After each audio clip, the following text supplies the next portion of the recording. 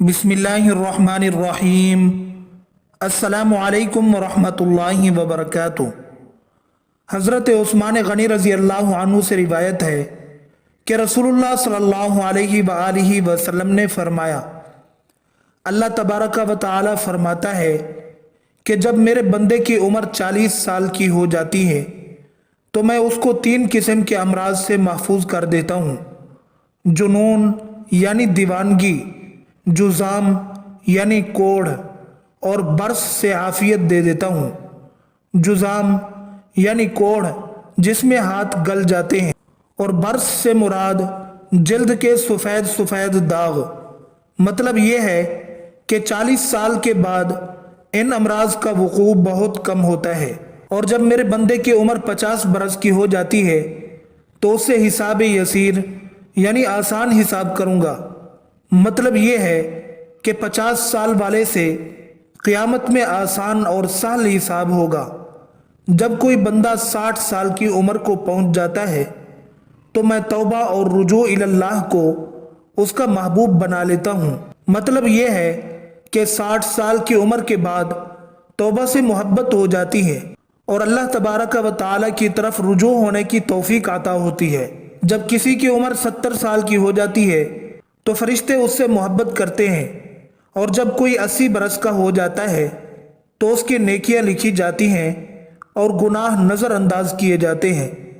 और जब कोई 90 साल का हो जाता है तो फरिश्ते कहते हैं ये अल्लाह का कैदी है, अल्लाह की ज़मीन में इसके पहले और पिछले गुनाह बख्श दिए जाते हैं। कैदी होने का मतलब ये है कि अल्लाह तबारक व तआला ने इसकी रूह को जिस्म के कैद खाने में कैद कर रखा है। मुद्दत पूरी हो चुकी है, हुक्म का इंतज़ार है।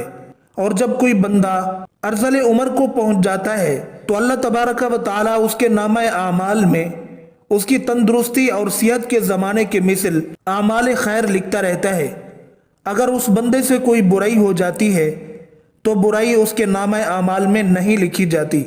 अर्ज़ल उम्र से मुराद वो उम्र है जिसमें इंसान के होश व हवास बजा नहीं रहते और बहकी बहकी बातें करने लगता है। याह्या बिन सईद से रिवायत है कि उन्होंने हजरत सईद बिन मुसय्यब रहिमहुल्लाह को ये फरमाते हुए सुना कि हजरत इब्राहिम अलैहिस्सलाम जो रहमान के दोस्त थे, सबसे पहले इंसान हैं जिन्होंने अपनी मूछें कतरी और वो सबसे पहले इंसान हैं जिन्होंने बुढ़ापा यानी सफ़ेद बाल देखा।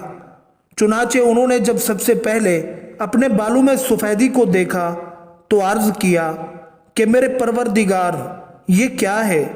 परवरदिगार का जवाब आया कि इब्राहिम अलैहिस्सलाम ये वक़ार है, यानी ये उस बुढ़ापे की अलामत है जो इल्म व दानिश में इजाफा का बायस और इज़्ज़ो वक़ार का ज़रिया है और इसकी वजह से लहव लाभ की मशगूलियत और गुनाहों के इर्तिकाब से बाज रहता है।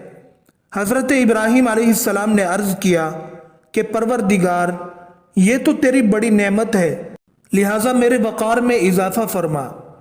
रसूलुल्लाह सल्लल्लाहु अलैहि वसल्लम ने फरमाया कि जो शख्स इस्लाम की हालत में यानी हालत ईमान में बुढ़ापे को पहुंचा तो ये बुढ़ापा उसके लिए क़यामत के दिन नूर होगा। एक शख्स ने अर्ज़ की कि चंद लोग इन सफ़ेद बालों को उखेड़ देते हैं। आप सल्लल्लाहु अलैहि वसल्लम ने फरमाया कि जिसका दिल चाहता है अपने नूर को उखाड़ दे।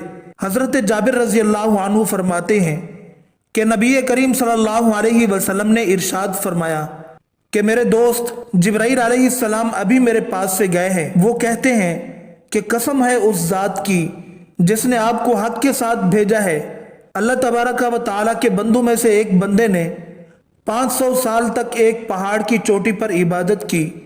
ये पहाड़ समंदर के बीच में है। ये पहाड़ 30 मुरब्बा मील है। इसके चारों तरफ सैकड़ों मील का समंदर है। अल्लाह तबारक व तआला ने उस इबादत गुजार के लिए उस पहाड़ में मीठे पानी का चश्मा जारी कर दिया जिसकी धार उंगली के बराबर मोटी है और एक तरफ अनार को उस पहाड़ की जड़ों में लगा दिया गया है जिसमें हर रोज एक अनार तैयार होता था। वो अब उस पहाड़ से उतर कर वुज़ू करता है और उसको खाकर फिर खुदा की इबादत में मशगूल हो जाता है। जब उस आबिद की वफ़ात का वक़्त करीब आया तो उसने अर्ज़ किया, या अल्लाह میری روح سجدے کی حالت میں قبض ہو اور میرے جسم کو محفوظ رکھا جائے اور مجھے قیامت میں سجدے کی حالت میں اٹھایا جائے۔ اللہ تبارک و تعالی نے اس کے ساتھ ایسا ہی کیا، چنانچہ ہم آسمان سے اترتے چڑھتے اس کو اسی حالت میں دیکھتے۔ قیامت کے دن اللہ تبارک و تعالی کے سامنے یہ بندہ جب حاضر کیا جائے گا تو حق تعالی شانہ ارشاد فرمائیں گے، میرے بندے میری رحمت سے جنت میں داخل ہو جا۔ یہ عرض کرے گا، الہی میرے عمل کی وجہ سے ہی جنت کیوں نہیں؟ 2 دفعہ ایسا ہی ہوگا۔ اللہ تبارک و تعالی فرمائے گا، میری رحمت سے جنت میں داخل ہو جا، اور یہ عمل کا نام لے گا۔ اس وقت اللہ تبارک و تعالی فرمائے گا کہ جو نعمتیں میں نے اس کو دی ہیں اور جو عمل اس نے کیا ہے اس کا حساب ہوگا، تو صرف آنکھ کی نعمت ہی کے بدلے میں 500 سال کی عبادت ختم ہو جائے گی، اور باقی جسم پر جو احسانات ہیں وہ فاضل اور زائد ہوں گے۔ ارشاد خداوندی ہوگا کہ میرے اس بندے کو آگ میں داخل کرو، پس وہ دوزخ کی طرف اس کو کھینچا جائے گا۔ یہ کہے گا، اے رب مجھ کو اپنی رحمت سے جنت میں داخل کر دیجئے۔ ارشاد ہوگا، اس کو لوٹا لاؤ۔ چنانچہ یہ حاضر کیا جائے گا۔ اللہ تبارک و تعالی فرمائے گا، اے میرے بندے تجھے کس نے پیدا کیا؟ یہ عرض کرے گا، آپ نے پیدا کیا۔ پھر ارشاد ہوگا، 500 سال تک عبادت کرنے کی طاقت کس نے دی؟ یہ کہے گا، یا رب آپ نے۔ اللہ تبارک و تعالی فرمائے گا کہ پانی کی موجوں کے درمیان پہاڑ پر تجھ کو کس نے پہنچایا، اور کھارے پانی میں میٹھے پانی کا چشمہ تیرے لیے کس نے نکالا، اور انار کا درخت جو 1 سال میں 1 دفعہ پھل لاتا ہے، رات دن میں اس کو 1 پھل دینے والا کس نے بنایا؟